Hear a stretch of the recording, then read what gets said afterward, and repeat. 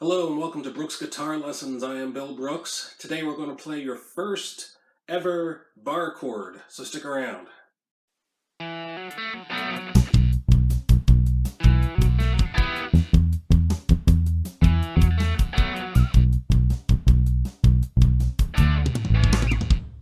Okay, so first of all, let's talk about what a bar chord is. So I've taught you all of the major chords, all of the natural letter major chords. You know the A, and we don't know the B yet. There's a reason for that. You know the C, and the D, and the E, and the F.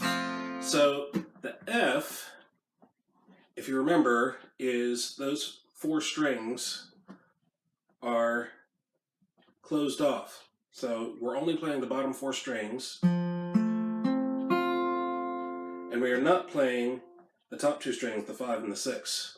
So if you play it correctly, that is not an open chord, but it is a closed chord. So closed means that there are no open strings that you're playing on that chord. But it is not yet a bar chord. A bar chord is when you use your first finger, this first finger, that one, and you bar it. If you were using a capo, and it's like a bar across the entire fretboard and over all 6 of those strings. So it's spelled B-A-R-R-E because it's a French pronunciation, as if you were using the bar at the ballet, not if you were coming up to the bar to order a drink. So you use your first finger, and your thumb is very important. The reason that I'm a stickler for putting your thumb behind the fretboard, you can get away with doing the D chord and draping your thumb across some of the strings. You can get away with, doing that here or here, but you really need pressure on the back of the neck with your thumb on the very back of the neck in order to make a bar chord. So the first bar chord we're going to talk about is the B chord.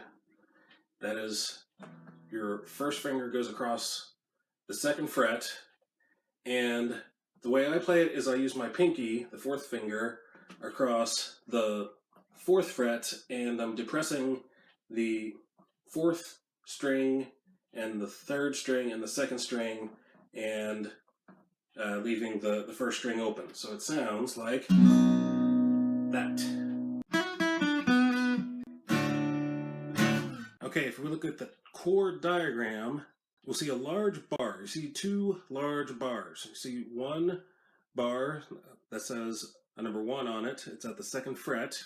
And then you see a 2nd bar across 3 strings that is on the 4th fret. It says number 1 because I'm using the first finger, and it says number 4 because I'm using the 4th finger.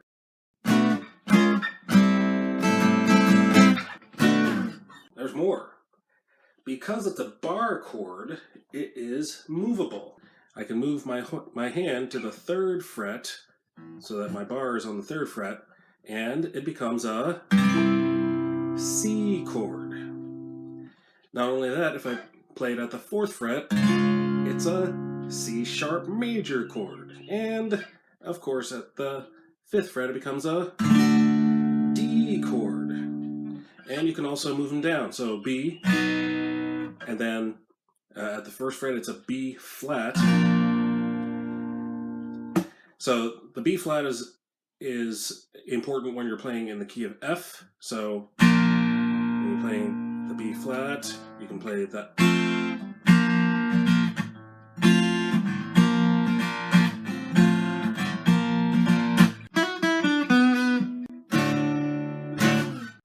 But there's more. So if I move my hand even further down the neck, well, my first finger can't grab onto anything. It's below the note, below the nut, rather. But look at my pinky. It's right there where the open A chord should be. So that's useful when you want to play.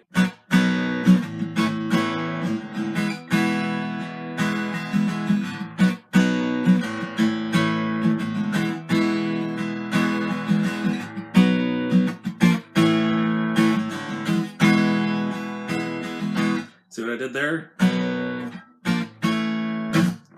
B, B flat, A, or something like that.